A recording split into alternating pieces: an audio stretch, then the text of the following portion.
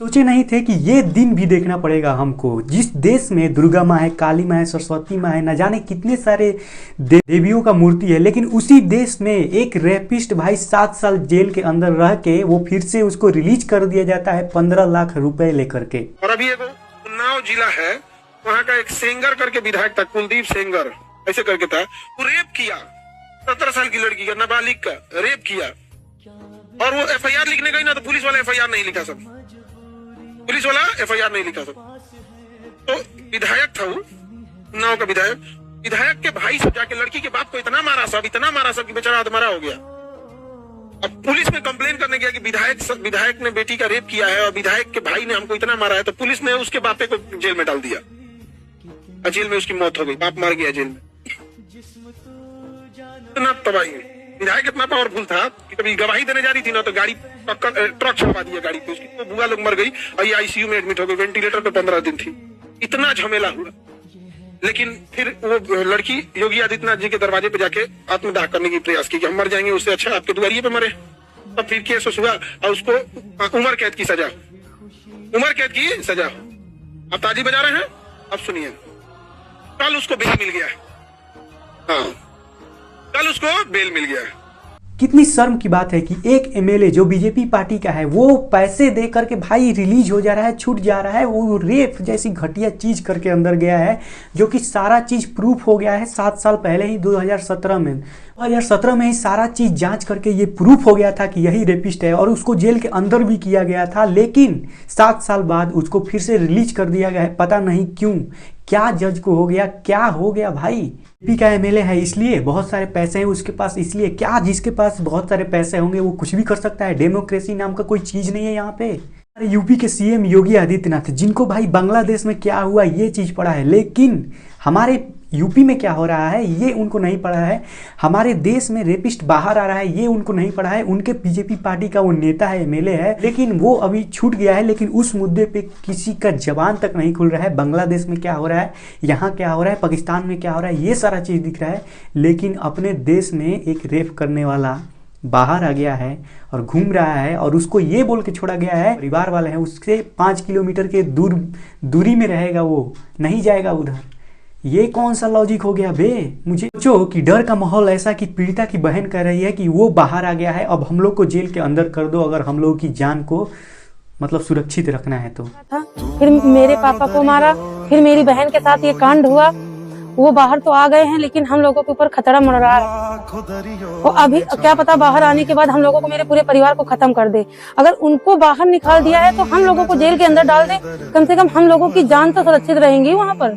Media पहले आवाज नहीं उठाती थी, वो भी इस मुद्दे पे गरज रही है, बोल रही है, क्योंकि ये लास्ट स्टेज है भाई, ये लास्ट स्टेज है। मीडिया का जो अंदर का धैर्य है ना भाई वो टूट चुका है। जो ये लास्ट स्टेज होता है ना, जिसके बाद आदमी ना मरने से डरता है ना ही कुछ से डरता है, वो स्टेज आ गया है मीडिया वालों के लिए। कहीं पर देवी बना दीजिए, कहीं रेप के आरोपी को अपना पार्टी का सदस्य बनाए रखिए, तब किसी की मुंह न खुले। 78 महिलाएं देश की संसद में है, गर्व से कहिए प्रधानमंत्री जी। लेकिन जब उन्नाव का एक MLA रेप का आरोपी है, आप सब बचा रहे हैं उसको। तो वो अपना ईमान बेच के नहीं खाना चाहते, अब बहुत खा लिए, अब नहीं खाना चाहते, अब सच दिखाना ही चाहते हैं। तो वो लोग भी इस मुद्दे पे आवाज उठा रहे हैं, लेकिन कोई नहीं सुनवाई हो।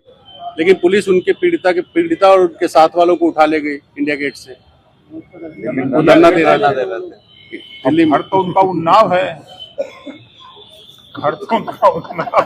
भड़वा ये हंस रहा है चुतिया इंसान, इसको गाली नहीं दे सकता, नहीं तो मेरा वीडियो ही ब्लॉक हो जाएगा। मैं गाली नहीं दे सकता इसको, नहीं तो इतना गाली देता है इसको किसे समझ में आ जाता है। पता नहीं ये कौन सा मंत्री है, उससे मुझे कोई फर्क नहीं पड़ता है। इसको जो उखाड़ना होगा वो उखाड़ लेगा। और ये चुतिया हंस रहा है, इसके घर की इसकी बेटी के साथ हुआ रहता ना, तब ये आता और हंसता कि मेरा घर तो उधर है, मैं धरना प्रदर्शन नहीं कर सकता। लेकिन इनकी बेटियाँ रहती हैं भाई विदेशों में, इनकी बेटियां तो यहाँ रहती नहीं है, इनकी बेटियों के साथ तो कुछ होता नहीं है। इनकी बेटियां सेफ कंट्री में रहती है, दुबई जैसी कंट्री में, अमेरिका जैसी कंट्री में। दुबई जैसी कंट्री जहाँ पे रेप करोगे वहीं पे सीधा टांग के गोली मार देगा। चाइना जैसी कंट्री भ्रष्टाचार करोगे वहाँ पे फांसी दे देगा तुरंत। तो इस तरीके के लोग हैं, इनकी बेटियों के साथ अगर ऐसा कुछ हो जाता है तब ये हंसते तो और मजा आता।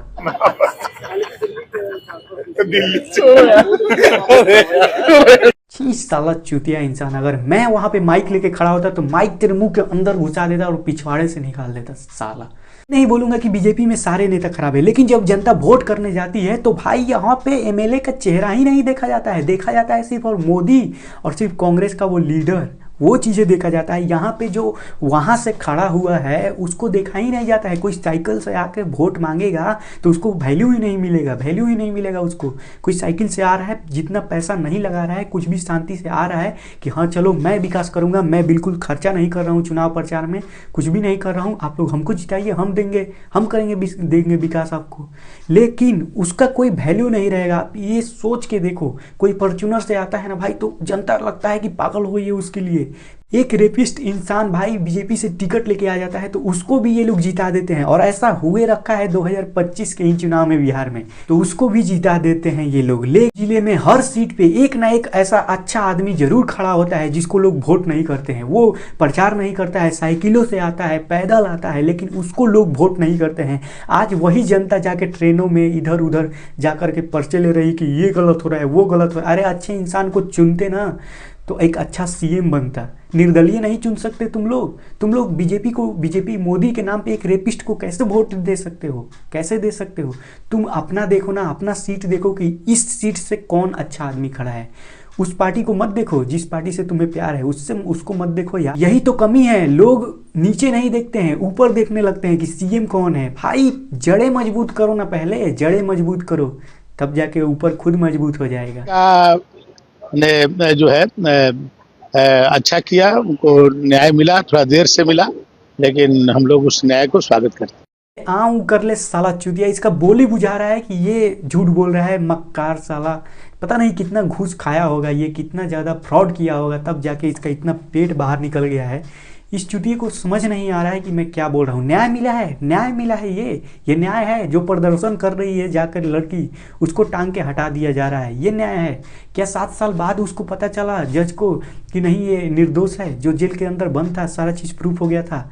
हाँ 7 साल के बाद पता चला।